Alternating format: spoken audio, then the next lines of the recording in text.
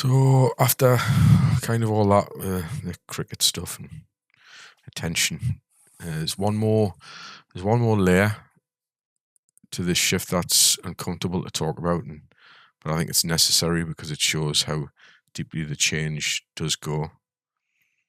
And smartphones didn't just open access to information; they opened what you could call a Pandora's box of attention. So for the first time in human history, attention became abundant, it's portable, it's asymmetrical. And nowhere is this more visible than modern dating. Psychologically, it's not, attention isn't neutral. It shapes self-perception, expectation, and reality testing. For most of history, attention was uh, scarce and contextual. You received it from people who were physically present, obviously there with you, socially invested in the things that you were doing or around the things that you were doing, and obviously a limited number, so it wasn't like fucking millions of people. The feedback you got was slower, it was more honest, it was constrained by the reality of the setting that you were in. So smartphones have just removed all of these constraints, and for women especially, this has created like a radical shift. Like dating apps and social platforms didn't just expand options, they flooded the attention system with likes, messages, matches, validation, desire. It's all delivered instantly, it's endlessly, without cost. Attention basically became detached from commitment or effort or consequence. So the psychology it's very clear on this point. So when feedback is abundant and unearned, it distorts self-assessment. So it's not arrogance at all. It's just conditioning. The brain doesn't differentiate between meaningful attention and performative attention at first. It just registers frequency and attention, and over time, this trains expectations upwards, but not well. It's not consciously, or should I say, it's not conscious, but it's neurological. So reality starts to feel underwhelming, like real life. So real men with their flaws and their limits and their moods and their uncertainty, they struggle to compete with an infinite stream of curated interest. The slow process of building attraction feels dull compared to instant affirmation. Normal human ambiguity feels like failure. And it obviously doesn't make women shallow. It just makes them overstimulated. Just like the endless dopamine dulls pleasure, dulls endless attention, dulls discernment. So the dangerous part, or here's the dangerous part, attention abundance breaks calibration of how you see reality. So when validation is constant, selectivity increases unrealistically, dissatisfaction rises, genuine connection feels risky or not enough, desire becomes performative rather than relational, and the dating pool doesn't actually improve.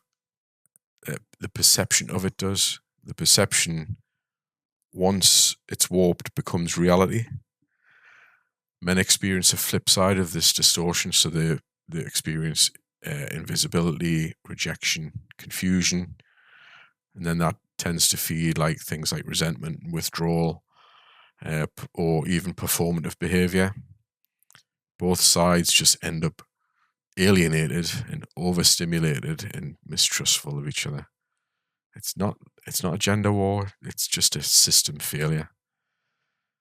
So Pandora's box wasn't desire. Desire's just always existed. So Pandora's box was just frictionless validation without any kind of grounding. And importantly, it doesn't lead to fulfillment.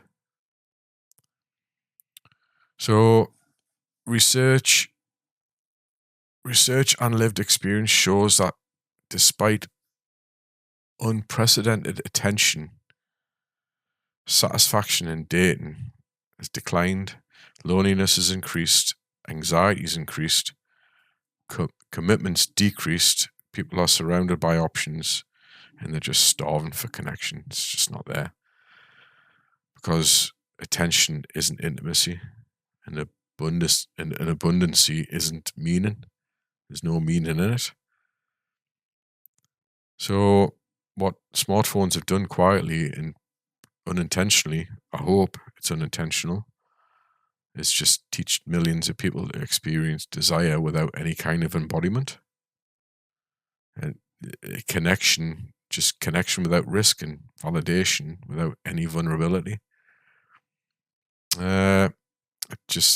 It rewires expectations. And when expectations drift too far from reality, reality feels broken. Even when reality isn't broken, it just feels it.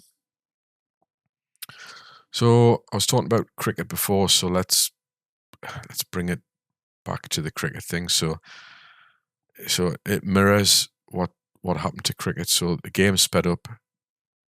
It didn't destroy cricket, but it changed what people expect from it. Patience became harder.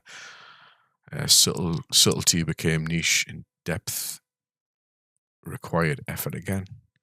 Dating, like cricket, has become optimized for highlights rather than endurance, and fast attraction, fast validation, fast rejection. Just no staying power.